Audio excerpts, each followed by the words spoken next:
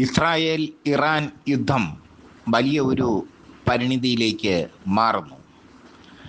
Israel Iran യുദ്ധത്തിൽ ഇസ്രായേലിനെ സഹായിക്കാൻ അമേരിക്ക ഒരു പടക്കപ്പൽ കൂടി പശ്ചിമേഷ്യയിലേക്ക് അയച്ചു.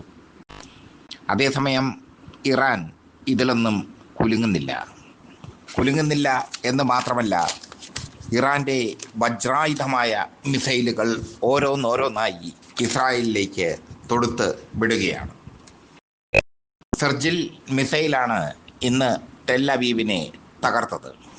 ഇറാന്റെ വജ്രായുധം തന്നെയാണ് സെർജിൽ മിസൈലെന്ന് യുദ്ധവിദഗ്ധർ പറയുന്നു. സെർജിൽ മിസൈൽ ടെൽ അവീവിലേക്ക് തൊടുത്തുവിട്ടു ഇറാൻ.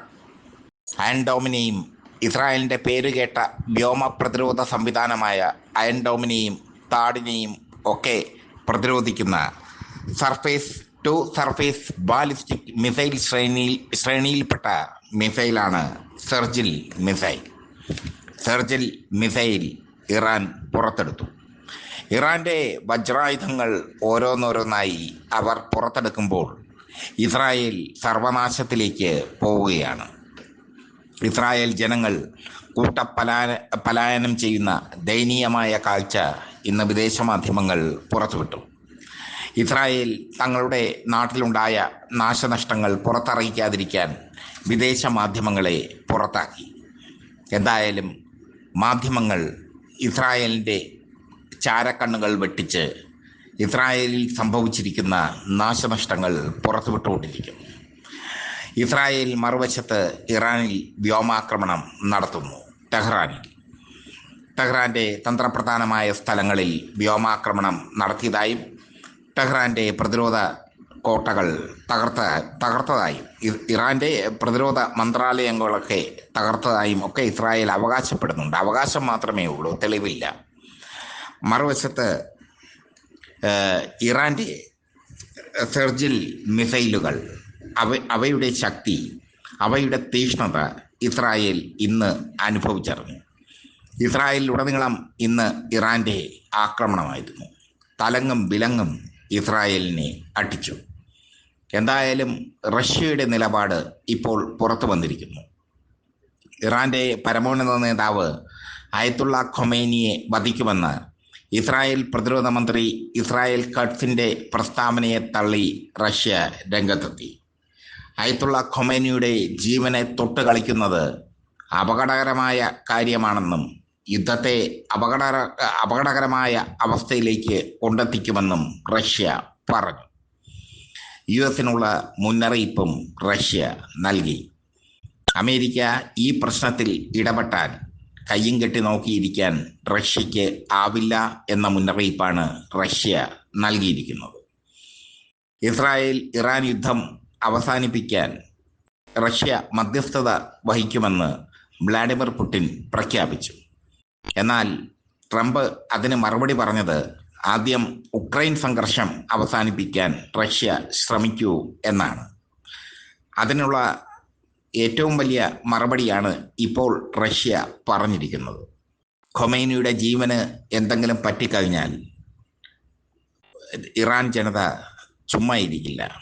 ഇറാൻ ജനതകൾ യോദ്ധാക്കളാണ്. അവർ ഇസ്രായേലിനെ മുച്ചൂടും നശിപ്പിക്കും. ആ മുന്നറിയിപ്പാണ് റഷ്യ നൽകിയിരിക്കുന്നത്. മാത്രമല്ല, തങ്ങൾ ഇറാനൊപ്പമാണെന്ന് അസന്നിഗ്ധമായി പ്രഖ്യാപിച്ചിരിക്കുന്നു റഷ്യ. ഇതോടുകൂടി അമേരിക്ക കൈപൊള്ളിയിരിക്കുകയാണ്. അമേരിക്ക ഇസ്രായേലിനെ പരോക്ഷമായും പ്രത്യക്ഷമായും ഈ യുദ്ധത്തിൽ സഹായിക്കുന്നുണ്ട്.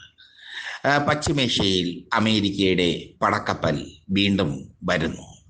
ഇതൊന്നും കൂസാതെയാണ് ഇറാൻ ഇസ്രായേലിനെ ആക്രമിക്കുന്നത്. ഇന്ന് ഇസ്രായേലിനെ സംബന്ധിച്ചിടത്തോളം ശക്തമായ ആക്രമണങ്ങളുടെ ദിവസമായിരുന്നു. അതിശക്തമായ ആക്രമണം തന്നെ ഇസ്രായേലിന് നേരിടേണ്ടി വന്നു എന്ന് വേണമെങ്കിൽ പറയാം.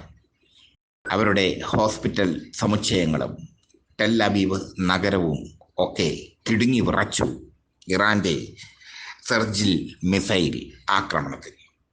ബാലിസ്റ്റിക് മിസൈലുകളിൽ ഏറ്റവും അപകടകാരിയായ മിസൈലാണ് ഇറാൻ വികസിപ്പിച്ച് എടുത്തിരിക്കുന്നത്. ഇനി ഇറാന്റെ കയ്യിൽ ആണവായുധമുണ്ടോ എന്നുള്ളതാണ് ലോകത്തെ, പ്രത്യേകിച്ചും ഇസ്രായേലിനെ ആശങ്കപ്പെടുത്തുന്നത്. ആണവായുധ ശേഷി തങ്ങൾക്ക് കൈവരിക്കാൻ വെറും മണിക്കൂറുകൾ മാത്രം മതിയെന്ന് ഇറാൻ പ്രസ്താവിച്ചു കഴിഞ്ഞു. ആണവായുധ ശേഷി കൈവരിച്ചു കഴിഞ്ഞാൽ ഇറാനെ തൊടാൻ മടിക്കും ഏതു രാജ്യവും. ഏത് നിമിഷം വേണമെങ്കിലും ആണവായുധ ശേഷി തങ്ങൾക്ക് കൈവരിക്കാം എന്നാണ് ഇറാൻ പരമോന്നത നേതാവ് അയത്തുള്ള ഖൊമൈനി ഇന്ന് പ്രസ്താവനയിൽ പറഞ്ഞത്. ഖൊമൈനി ഓരോ നിമിഷവും തീക്കാറ്റായി മാറുകയാണ് പശ്ചിമേഷ്യയിൽ. ഖൊമൈനിയുടെ ഓരോ വാക്കുകളും ലോകത്തെ ത്രസിപ്പിക്കുന്നു. ഖൊമൈനി സുരക്ഷിതനാണ് ഇറാൻ സൈന്യത്തിൻ്റെ കയ്യിൽ. ഖൊമൈനിയുടെ ജീവൻ അവരാർക്കും വിട്ടുകൊടുക്കില്ല. ഖൊമൈനിയുടെ ജീവൻ എന്തെങ്കിലും സംഭവിച്ചാൽ നെതന്യാഹു പിന്നീട് ജീവിച്ചിരിക്കുകയുമില്ല. അതിനുള്ള സൂചനകളൊക്കെ ഇറാൻ നൽകി കഴിഞ്ഞു. ഇറാനെ സംബന്ധിച്ചിടത്തോളം ശക്തമായ നിലനിൽപ്പിൻ്റെ പ്രശ്നമാണ്. ഇതൊരു നിലനിൽപ്പിൻ്റെ പ്രശ്നമാണ്.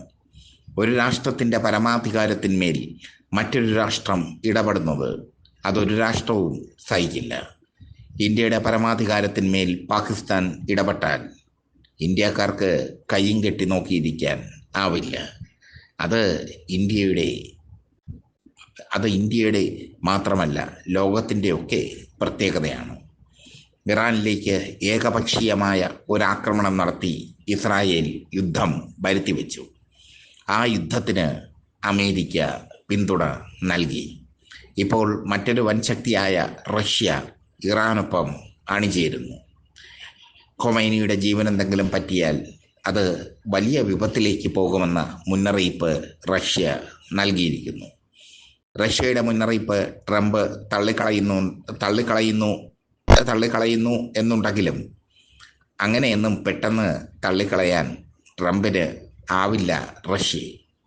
നാറ്റോ രാജ്യങ്ങൾ ഒന്നടക്കം ഉക്രൈന് ആയുധ സപ്ലൈ നടത്തിയിട്ടും ഉക്രൈനെ കീഴടക്കിക്കൊണ്ട് റഷ്യ അവരുടെ സൈനിക ശക്തിയുടെ ബലം എന്തെന്ന്, അവരുടെ സൈനിക ശക്തി എന്തെന്ന് തെളിയിച്ചു. ഉക്രൈനുമേൽ റഷ്യ നടത്തിയ ആക്രമണം അവരുടെ സൈനിക ശക്തി വെളിവാക്കാനുള്ള ആക്രമണം കൂടിയായിരുന്നു. അതൊക്കെ ഇപ്പോൾ ലോകത്തിന് ബോധ്യമായി. അമേരിക്കയും ബ്രിട്ടനും ജർമ്മനിയും ഒക്കെ ഉക്രൈന് ആയുധങ്ങൾ കൊടുത്തു. നാറ്റോ രാജ്യങ്ങൾ ഒന്നടങ്കം ആയുധം കൊടുത്തു. ഉക്രൈന് റഷ്യയ്ക്ക് മേൽ ഒരു ചുക്കും ചുണ്ണാമ്പും ചെയ്യാൻ കഴിഞ്ഞില്ല. ഒടുവിൽ നാറ്റോ രാജ്യങ്ങൾ തന്നെ സമ്മതിച്ചു റഷ്യയുടെ സൈനിക ശക്തിയെ, അവരുടെ പോരാട്ട വീര്യത്തെ.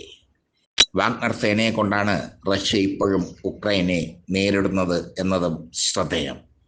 വാഗ്നർ സേന പുടിൻ്റെ കൂലിപ്പട്ടാളമാണ്. ആ കൂലിപ്പട്ടാളമാണ് ഉക്രൈനെ നേരിടുന്നത്.